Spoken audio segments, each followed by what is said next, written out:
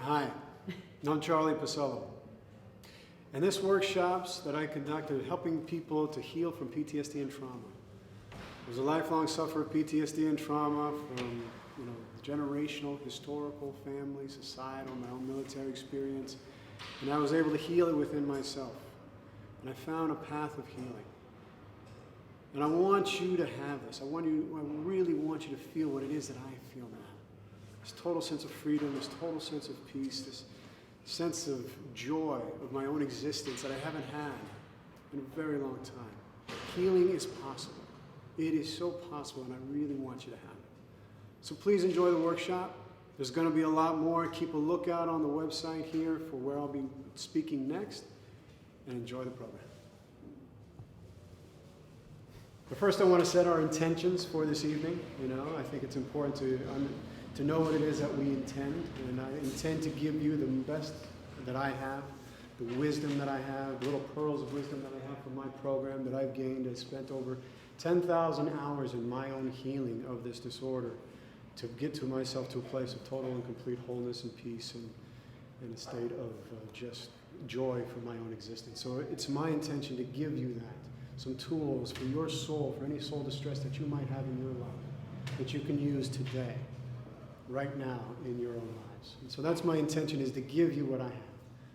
Is that when you get secondary PTSD, you end up taking on some of the same similar traits as a person who has it, an individual who has it. As I'll go into my story a little bit and I'll tell you about my experiences, my whole family experienced secondary PTSD. And so we were all traumatized at a very young age because of my father's war experience. So there are tools that you can use to help reground yourself and recenter yourself and able to work through those issues. And I will definitely give that to you today. And if not, I will find a way to do it. All right. So, all right. Thank you very much for your attention. One of the reasons that I'm here today is because of a great man's poet, a great man's quote. His name was Horace. And I want to share that with you right now. Undeservedly, you will atone for the sins of your fathers. Undeservedly, you will atone for the sins of your fathers. And we are all undeservedly atoning for the sins of our fathers. We're born into a world of trauma. The reason why we're atoning for that is because we don't have any peace. We don't have peace in our hearts. We don't have peace in our world. We get glimpses of peace, but we don't see enough of it. And so that's why we have to face what is innocent to be faced in order to bring that peace that we want so much in our world to have. I have a great story that speaks to this. My grandfather, like many of your grandfathers, was in World War II, and he came back with what was called battle fatigue, or shell shock. And that's the way he was with my grandmother, and that's the way he was with my dad. My dad went off and got his war with Vietnam, and that's the way he was with us, even more so than my grandfather. My war, when it came to me, was the nuclear war. And it was even more extreme. It was epic. I was experiencing trauma even in the pregnancy phase, when my mother was pregnant with me. I was having fear coursing through every cell, through every part of my being. I was feeling fright. I was feeling fear. I was the desire to flee, the desire to fight. I was feeling this fear as a young infant and toddler. And I was afraid, and I was suffering. And when I got into the service, I wasn't enjoying the work that I was doing. And so then I got distracted. And it was very easy to get distracted, rather than to face the pain, to face what was in me that needed to be faced, and to feel it, and to find out the specific purpose in it. And when I found this specific purpose, I let go, I surrendered. And I created this program for myself to heal myself of it, a step-by-step process to heal myself and the same people that I counsel who have the same problem. why this is so important to me is because I went from feeling such immense self-hatred, guilt, and shame, and suicidal contemplation to feeling motivated, empowered, in service, on purpose. If I showed you some of the pictures when I was at this age, when I was distracted, you probably wouldn't even recognize me. You know, I look so much younger today. And so I was recreating the traumas over and over again in my life, all the time. I recreated it with my parents. I recreated it with my friends. I recreated it with my career. I recreated it in my workforce. I recreated it in all my love relationships. And I couldn't find out why I was doing these things. It was just something that was like a program, an unconscious program that was controlling me.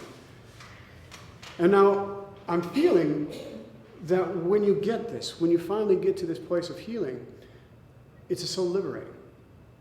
See, I went from a 3 to 5. That's the way I would feel on a daily basis. 5 being the best that I could feel on a normal day. And that's out of a scale of 10 to a feeling of about an 8. And I could do so much more with that kind of energy than I could when I was down at a 3 or a 5. I can help people find their purpose because I went searching for it. I mean, I was looking everywhere for it. I was, was it this?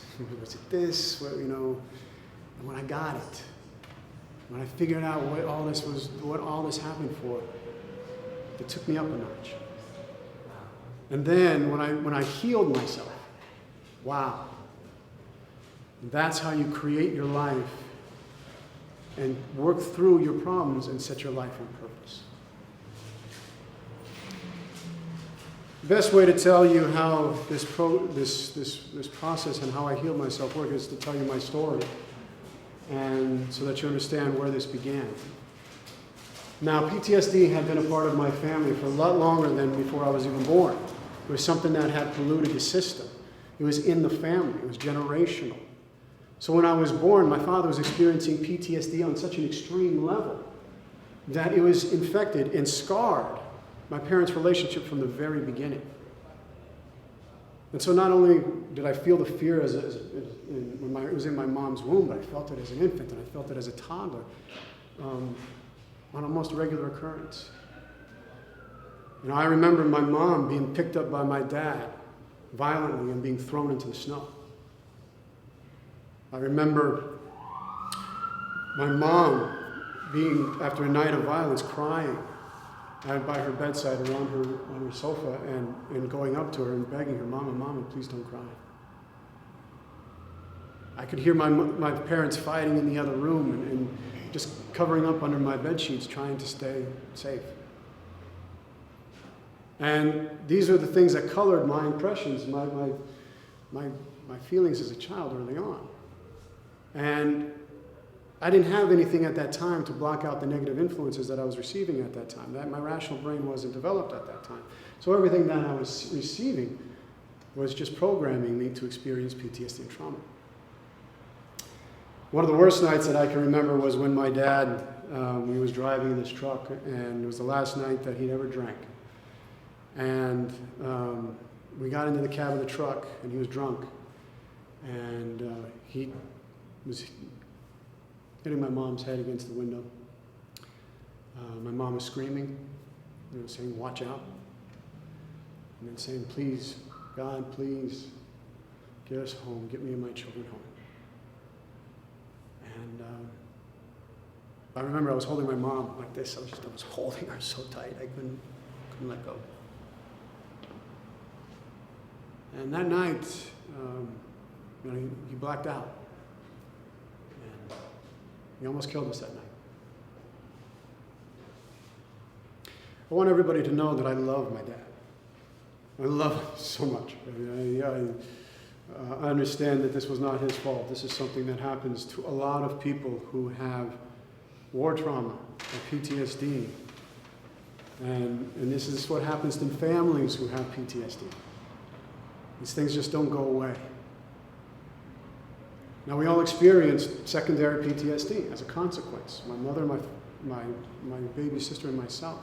And that's what that is that you end up adopting some of the similar things as a person who has PTSD. They're hypervigilance, you're being on eggshells, you're always having to watch out. Are they in a good mood or are they in a bad mood? Or, and you're making sure that you don't want to set them off. And I'm sure some of us can relate to that. And feeling that sense of, what can I do to help this person and how do I help them? And I don't want to upset them, but I want to help them. And it's this sense of having this violence, this unnecessary violence and fear and terror, and wanting to heal them with your love, and wanting to embrace them with your love and find a way out for them.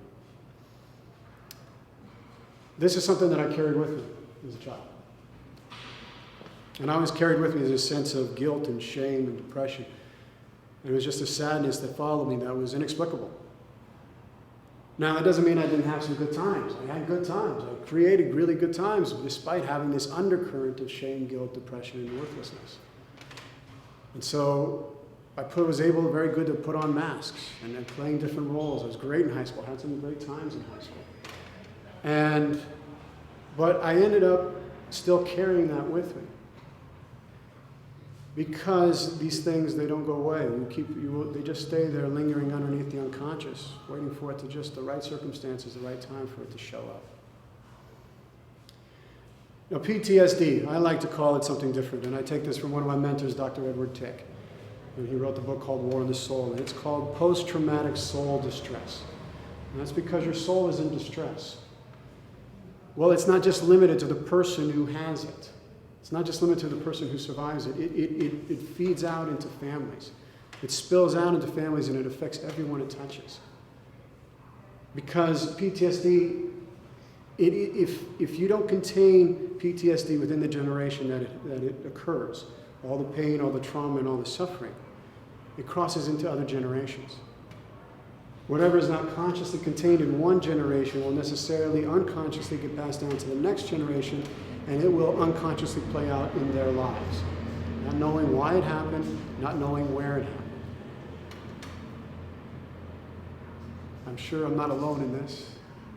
I'm sure others can experience this too, or having had that experience. Maybe a relationship that you find yourself in, it was an abusive relationship or a violent relationship, which you experienced and remembered from your time as a child. I want to bring in a quote that Dr. Edward Tick wrote. He's one of my mentors, and my other mentor is Dr. Sarah Larson, who was the angel God sent into my life to help me find my way out. Anyway, Dr. Tick writes, PTSD and the story of what causes it always concern more than just the survivor. Until properly addressed, it reverberates through our relationships and down the generations, harming everyone it touches. He talks about a woman who was the daughter of a World War II veteran. And she ended up marrying someone who's a combat vet from Vietnam who turned out to be alcoholic and abusive. She tried to heal him, loved her husband, wanted to heal him, but she couldn't. It was to no avail, and they ended up getting divorced. She then went off to marry a Polish labor camp survivor who was also alcoholic and abusive. So these things, they happen over and over again. We repeat these unconscious things over and over until we transform them, until we heal them. My story continues. I joined the service. I went to the United States Air Force Academy and got a scholarship there, and followed the same warrior path, the same warrior wounding path as my father, which is what a lot of sons do. A lot of us sons, we follow our fathers down there because we want to be like our dads. We want to get their admiration. We want to get their understanding, their compassion, their appreciation, their love. And so I know I wanted to go there to earn my dad's respect, to connect with my dad. I graduated from the U.S. Air Force Academy, was commissioned an officer, and I got stationed at Los Angeles Air Force Base, where I was the chief of the United States Nuclear Detonation Detection Systems Mission Processing for the GPS NDS program. Essentially what I was in charge of. I was in charge of the operational mission capability and readiness for integrated tactical warning and attack assessment and nuclear force management, end-to-end nuclear war.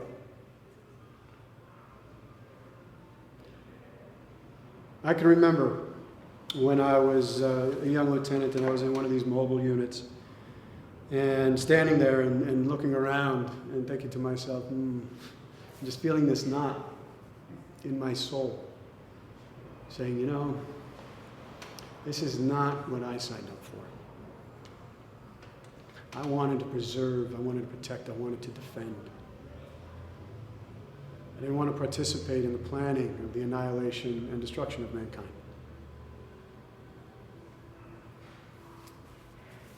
But like many officers, I did my job, and I did it with aplomb. And I was a number 4 lieutenant in the office out of 30. But I received a moral trauma. It was a moral trauma to my soul at that time, and I started to lose my way. Now, trauma goes back to the ancient Greeks. The word trauma comes from the Greeks. It means a piercing wound.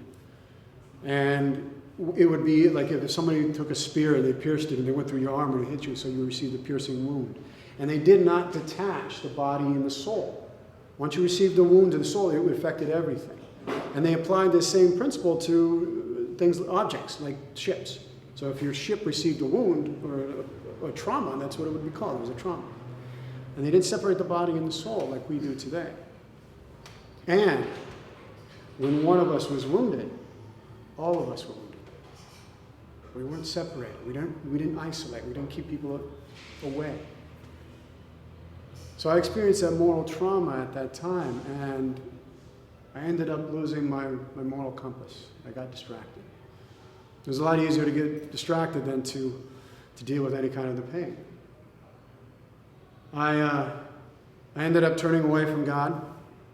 I ended up just turning away from everything I was before.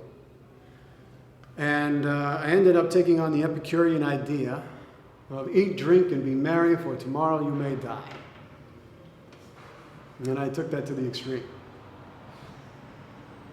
Because I wanted to numb out the thoughts of nuclear annihilation.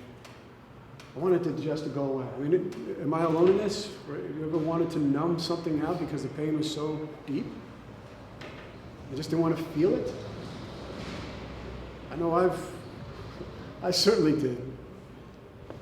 And I did it to the extreme. I started out with alcohol to anesthetize myself, and then I went to drugs. I just wanted to feel good. Things took a turn for the worse. There's a strong sense of brotherhood in the military. And you get that when you've been a part of something and you're really trying to, you've been with people and you struggled with people and you've been there and they've experienced the same things that you've experienced. And I had some of that brotherhood with some of the friends that I was there with. And, well, there was a small segment of the officers there that were engaged in some illegal activity. And I was seeking to numb out. And I was seeking for something that was thrill-seeking and risk-taking. And as I've come to learn, this is something that people who suffer from PTSD do. They want to get out. They want to, they're numbing, they're sabotaging themselves in order to get that sense of excitement, to numb out those darker feelings that they're feeling inside. It's a way we sabotage ourselves. And this thrill-seeking was an attempt to, seek being with dangerous people, engaged in dangerous activities, seeking out dangerous groups or whatever it may have been, was all done in an attempt to subconsciously to destroy myself. And I'm sure I'm not alone. I know there's other people out there who are sabotaging because of their war wounding, like my war wounding, to numb that out. You want to sabotage.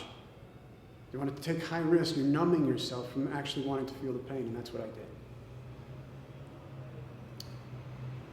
Matters, they weren't bad enough, they were worse. I was in a relationship at the time. I was engaged in illegal activity. The Air Force was seeking integrity in a system broken of integrity. And they came to me, and they took me out into a park. And what they asked me to do was they asked me if I would be an informant to the very people that I loved, to my friends. In that moment, I can't tell you how scared I was, how terrified, how much I panicked, how much I wanted to flee, and I didn't know what to do. Do I rat on my friends? Do I tell on them and get out scot clean and free and my life's good?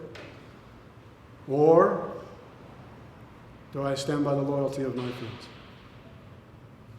And in that moment, I chose to die on the sword. I protected their identities and made a confession. I protected their lives.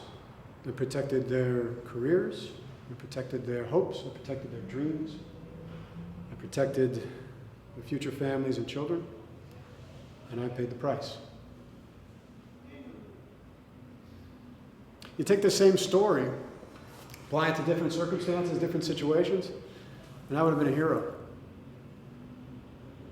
If this was slavery, and I was working for the Underground Railroad, and I was bringing in supplies or food or helping people to get to freedom, and then all of a sudden the authorities came up to me and wanted to find out my name and who I was working with and who I was working for,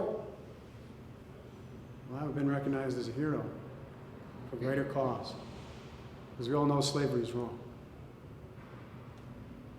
But that wasn't my case. My case was a different case. And I was taken out as a scapegoat, an example, as I should have been in an Air Force for what happens to people who break the rules of conduct.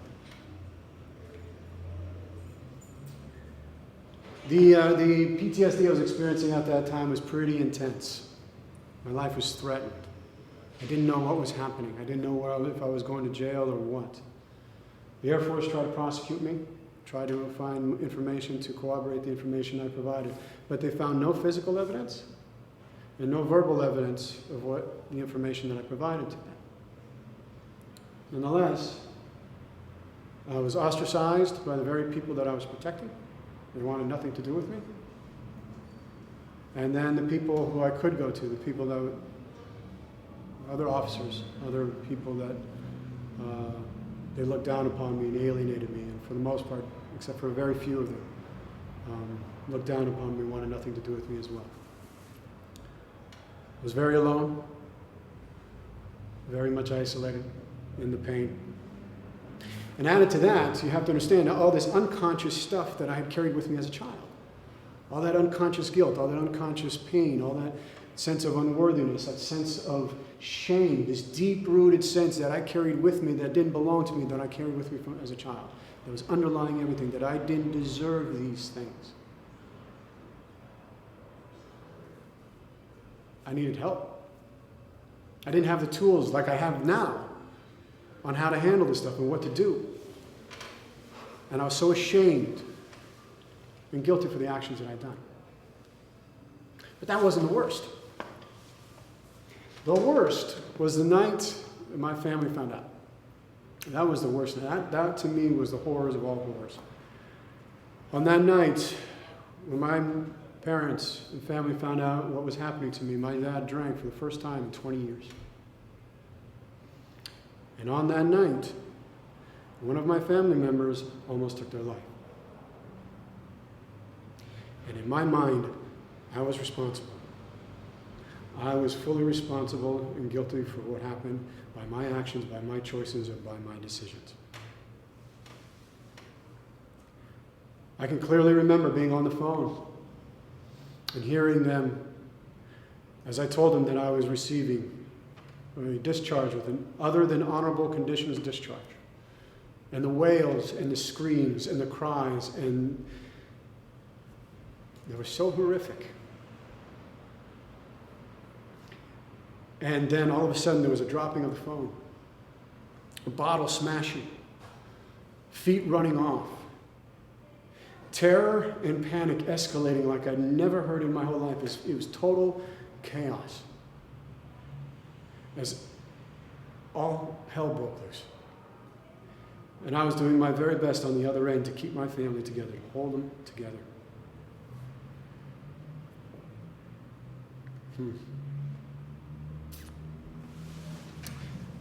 This situation is very similar to an officer who sends his men out into the field on a routine mission. And that night, they just happen to get caught in an ambush.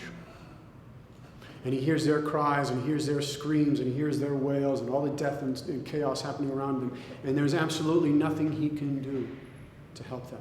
He stands there totally helpless to the tragedy unfolding before. Well, that's what was happening to me. And just like that officer who would take full responsibility for his decision to send them out there, I took full responsibility for what happened. That night, my family was destroyed. It took 10 years for it to complete its course, but you can definitely point to that night as the catalyst that destroyed everything that I loved, everything that I cared for. All their lives were altered permanently, changed forever after that night. And I took full responsibility for my actions, and I took full blame, and I never forgave myself.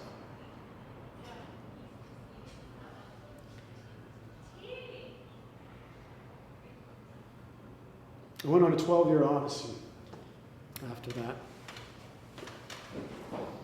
12-year odyssey filled with drug addiction, alcohol abuse, severe chronic depression and despair, hopelessness, such guilt and shame, crushed spirit, and suicidal contemplation.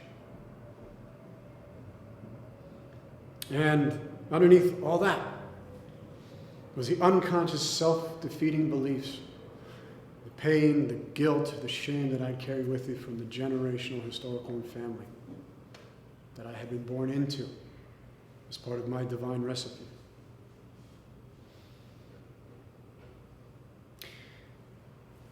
I went into the arts to kind of find my way out again, to try to find the joy that I had from my life again.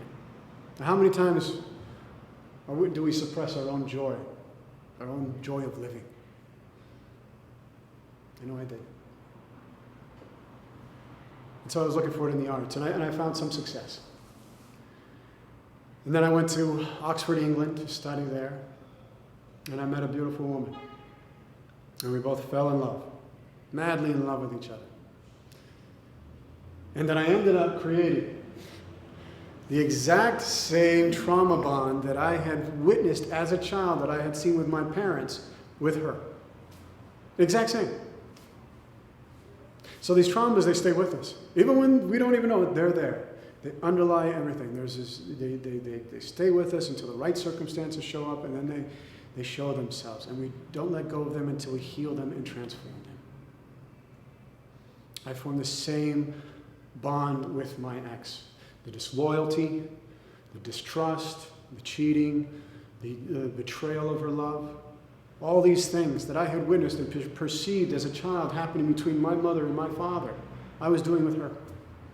And then we switched roles. I switched roles with her and became the one who was abused, suffering emotional abuse from my ex But until she left me suddenly and unexpectedly, which led me to another crisis point in my life. Did you know that to a man, verbal abuse, emotional abuse to a man is as damaging and painful as if it was physical abuse to a woman? We're too sensitive. Women are much stronger on the inside than we are as men. Much, much stronger, even though we don't want to admit it.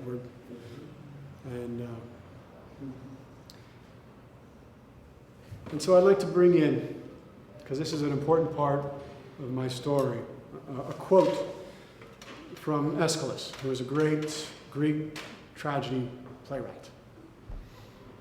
And then he writes, "In our sleep, pain, which cannot forget, falls drop by drop upon the heart, until, in our own despair, against our will comes wisdom through the awful grace of God."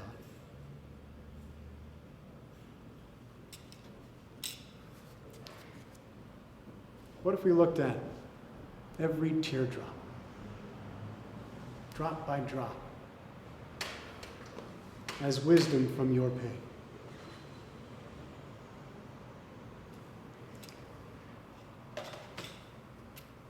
The night that my ex left me suddenly and unexpectedly, when I opened the door to our apartment and found all of her stuff gone, it was like an atomic bomb went off. I felt like I got torpedoed to the bottom of the ocean. And where she lived inside of me, all this rage, all this anger, all this pain just spewed forth. And like a river, like a torrent just coming right out of me, all this pain that I had been carrying with me, the generational pain, the historical pain, the family pain, the societal pain, my own individual moral trauma, and the trauma that I had experienced in the relationship all came flooding out in a torrent, and I was overwhelmed. It was the crisis of my life. It was the dark night of my soul, and it was the supreme ordeal of my journey. I couldn't sleep, and when I did fall asleep, I had terrible nightmares. They were terrible. When I was at work, people waved their hand in front of my face just to see if anybody was at home. I would keep reliving this trauma over and over again every time that I walked into that apartment. Every time I walked into our apartment, I kept reliving it in its intensity over and over again. I would stare at the walls in my apartment for hours and hours on end, and then I would break down into these uncontrollable sobs. They were so deep, they were so painful. They hurt so much.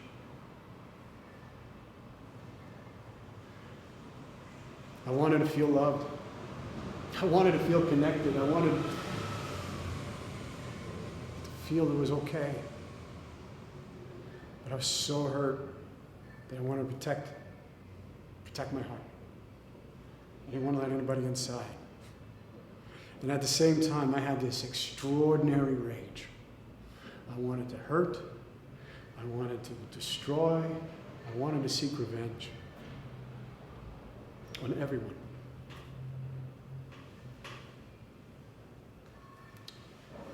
I knew I was in a lot of trouble.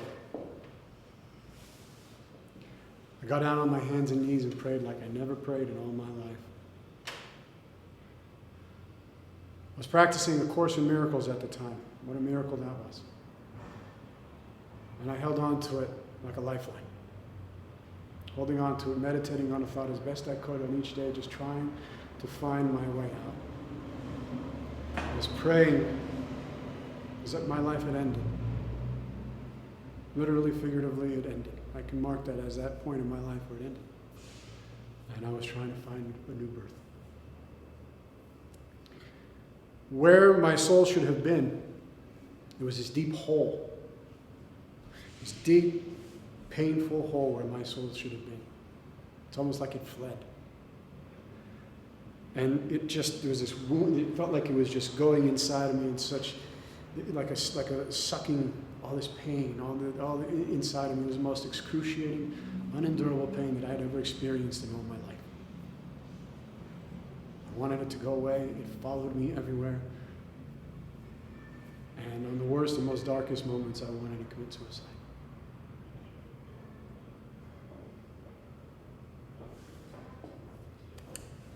That's where I was at. Today, I'm thriving. So what are you going to get out of today? What are you going to get out of here listening to my story and hearing me talk? Well, what I want for you to have is I want what I have now. I found someone who I could relate to, who I could talk to, who could help to guide me where I needed to go, to help find those wounds, to be able to process those wounds, who were able to get into those areas that I needed to get into in order to heal it. There's an immense freedom and release that comes when you can look at something without blame, without guilt, without shame, without self-hatred. And the liberation that comes from that being transparent and being able to be seen, and being able to be seen truthfully for who you are, is so freeing and liberating. I want you to have that. I want for you that freedom. I want for you that peace. I want for you that wholeness. I want to give that to you. And what I have people do right at the beginning is connect to what brings them joy. Now you write 100 things. We're only writing 100 things right now. But you'll write 100 some things that bring you joy that is not dependent upon anyone else. That you can connect to in the moment right now. Whether it's the smell of a flower, whether it's the butterflies dancing on the wind, or whether it's the sun coming up in the morning, or whether it's that smell of fresh coffee, or that person. You can use somebody as well.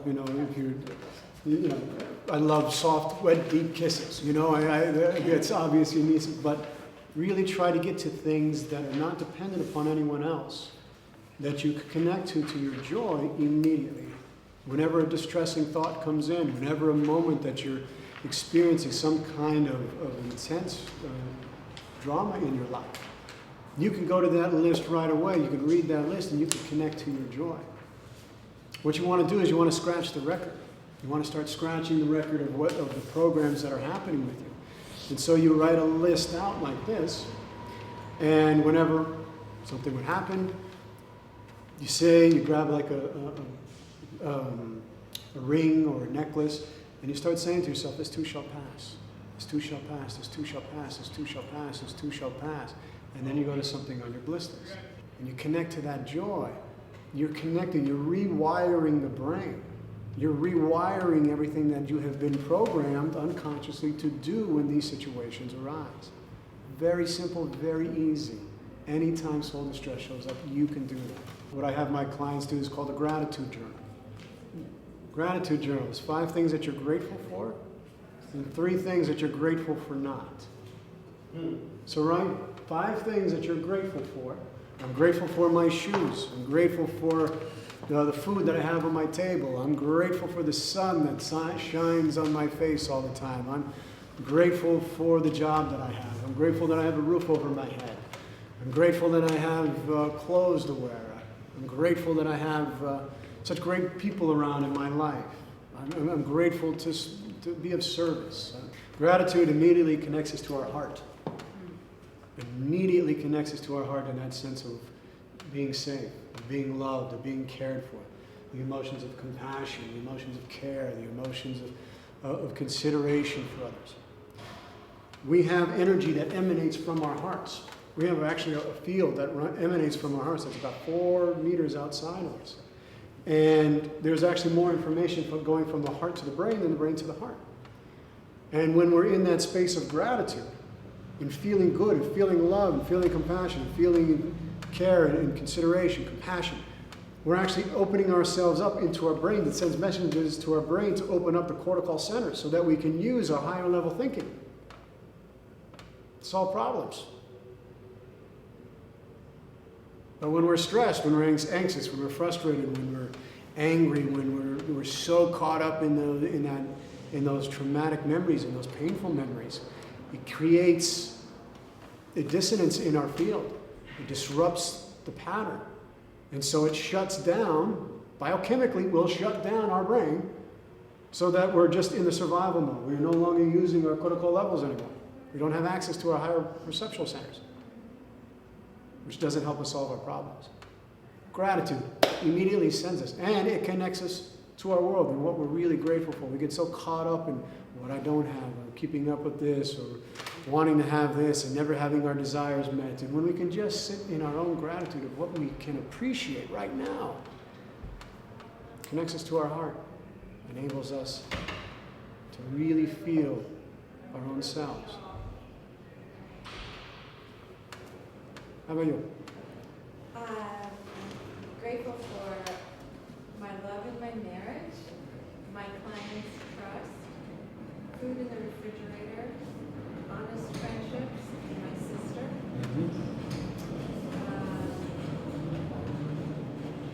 Grateful for not, that sounds very strange, grateful for not being my son, living in a rigid community, being an alcoholic, and ending my life. Thank you. It's so easy for us to connect our hearts if we just have the tool to do it. We can do it every day. And if you do this every day, you write 5 things that you're grateful for and 3 things that you're grateful for not, and you do this on a daily basis, it's going to have a profound impact on your life. And not the same every day. And not the same, yes. It cannot be the same ones every day. You're exactly right.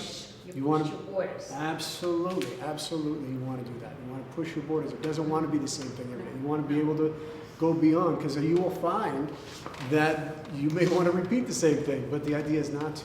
I think we have just a little bit of time left to do a quick meditation. Meditation is essential. Mindfulness practices, and one of the groups that I belong with is Operation Mindful Warrior. It's about bringing mindfulness practices to people with PTSD and veterans of PTSD. And it is absolutely essential in order to get in touch with yourself, to get in touch with your body, to create space within the thoughts. Because we're not our thoughts.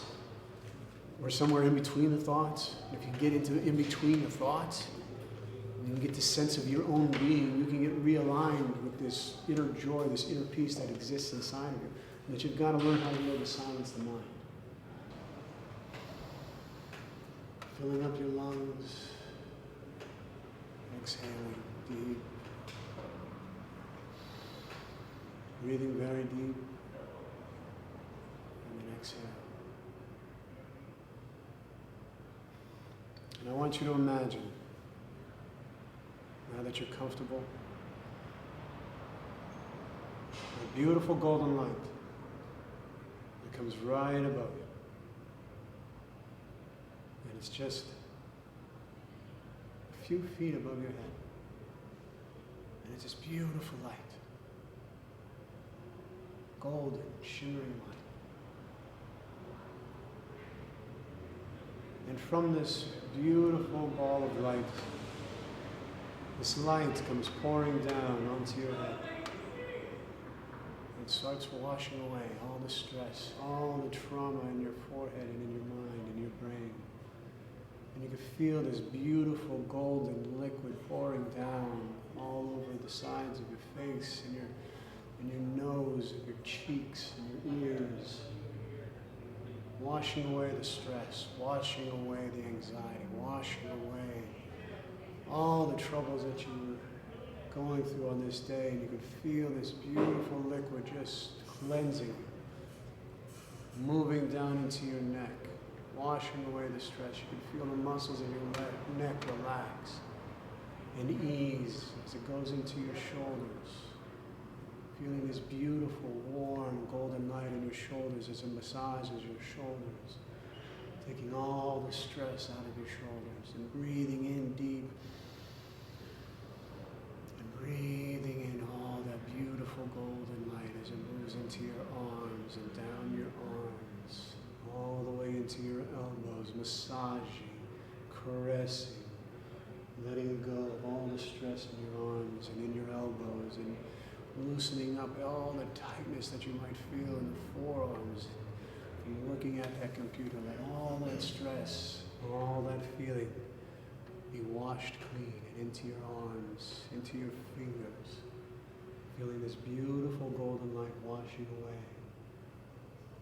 As it moves down into your chest and it clears everything out, all the stress, all the strain, and it moves down into your torso and into your abdomen, and releasing all the stress, all the struggles you may have had through the day. Washing away clean this beautiful golden light as it moves through your legs. Feel the warmth of it as it moves down through your legs and into your knees. Feel this beautiful golden light wash away all the stress, all the strain.